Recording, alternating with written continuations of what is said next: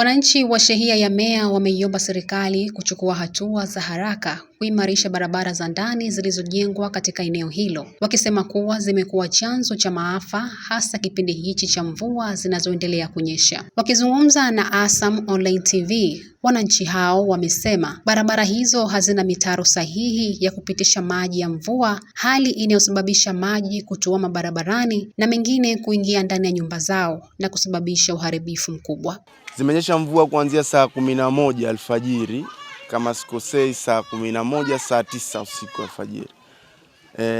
Hizi shughuli tumeanza saa 11 alfajiri baada ya watu kuanza kwenda misikitini, pirika za maji kujaa ndani ya nyumba. Hapo ndo zilipo watu walipoanza pirika za kujaribu kutoa maji ndani ya nyumba, kwa sababu ninavyokuambia sio tumeruhusu tu maji kuchimba kama hivi maji yaende, lakini tumefanya hivi kwa sababu athari za ndani ya maji ndani ya majumba ya watu tumeziona zinatokea, na ndio maana tukaamua kufanya hivi.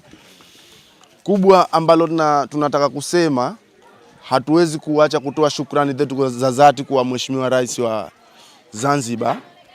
Tutampa shukrani nyingi za dhati kwa sababu aloyafanya ni makubwa sana, lakini tutaleta malalamiko yetu kwa wakandarasi na mainjinia wanaoshughulika na haya mambo.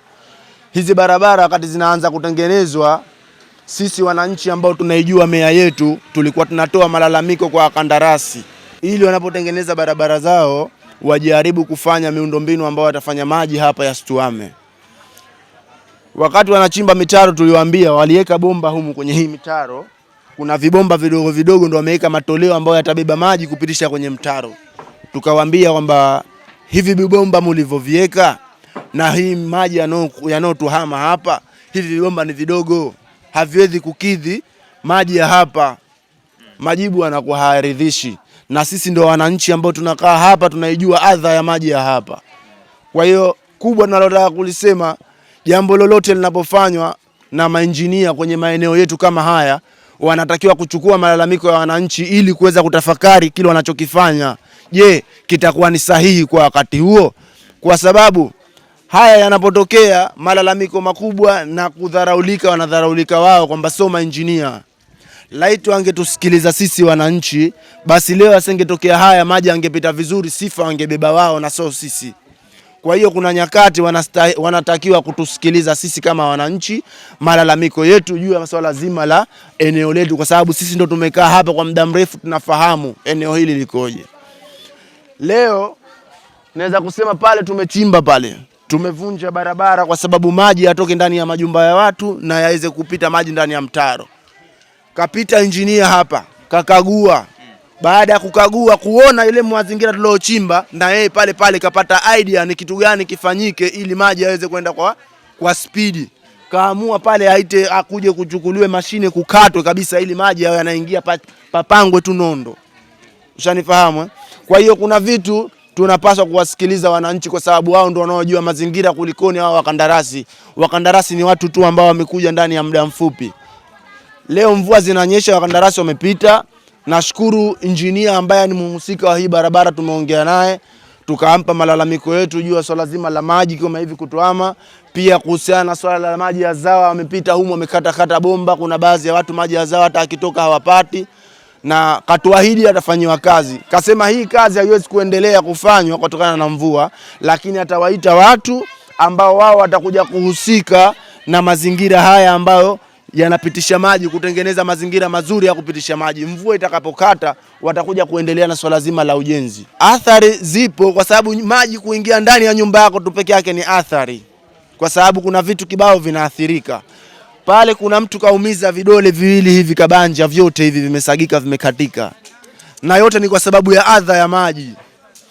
Maji yanaingia ndani, yashajaa ndani mwake, katoka na hasira kali ili mradi kutaka kufanya miundombinu maji yaende, kakamata jiwe limegonga jiwe na zege ya barabara imemsaga vidole hivi. Kwa jina naitwa Hamisa Bakari Sultani, ni mkazi wa shehia ya Meya.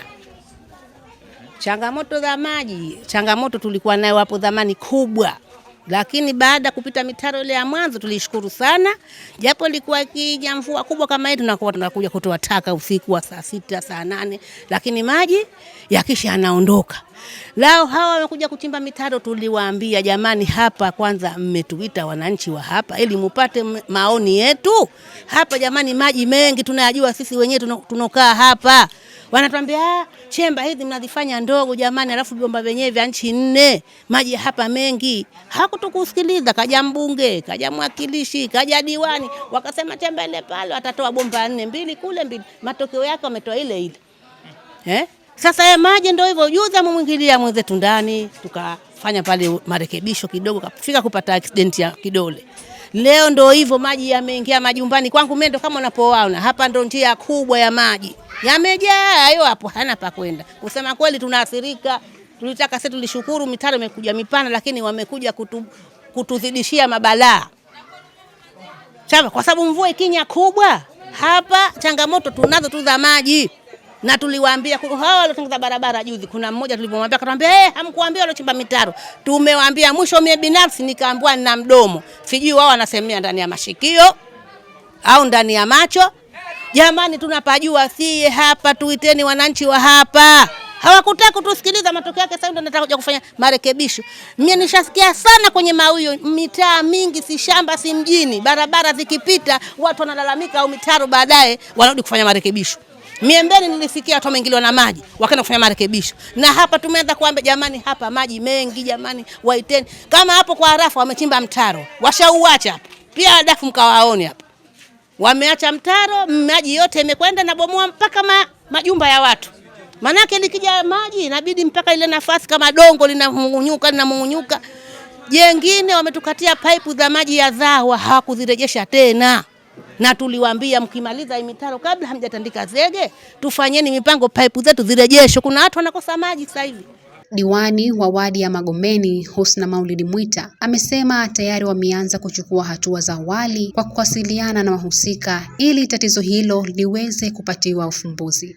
Changamoto iliyokuwepo ni kubwa, changamoto ambayo imesababishwa na ujenzi wa miundombinu ya mitaro na barabara.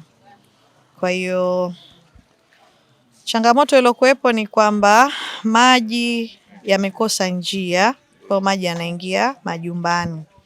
Kwa hiyo hatua tulioichukua ni kuwatafuta hawa wakandarasi, na tayari nimeshazungumza nao na tumeshafahamishana nini cha kufanya, kitu ambacho tangia mwanzo tuliwafahamisha kutokana na ule uelewa wetu tunavyouelewa huu mtaa, tukafahamisha wafanye vipi ili kuzuia hii kadhia ya maji kukaa. Lakini nadhani wao mwanzo hawakutegemea kama itakuja kutokezea hali hii. Kwa hiyo na maana wao hawakuyachukua ile maelezo yetu sisi ya awali.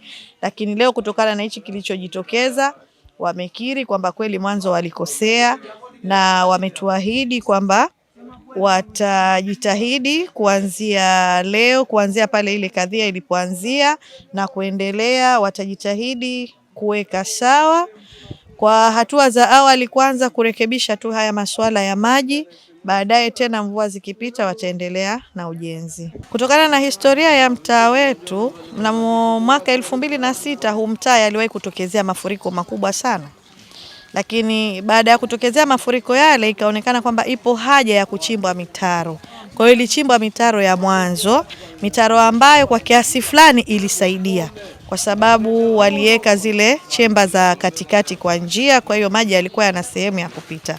Lakini sasa baadaye wakaona kwamba mitaro ile ni mifupi, ichimbwe tena iongezwe kina. Sasa hii mitaro ya kuongeza kina hii ndo kidogo imeleta changamoto. Na hali kwa kweli leo ilikuwa mbaya, na haijaanzia leo, tangia juzi hali ilikuwa ni mbaya, maji yalikuwa yanaingia ndani kwa wananchi, mpaka ilipelekea sasa baadhi ya wananchi kukosa subra, ikabidi wavunje baadhi ya maeneo ili kujinusuru na suala la maji kuwaingilia majumbani kwao. Angel Paul, nyuma kamera ni Abilahi Abdalla.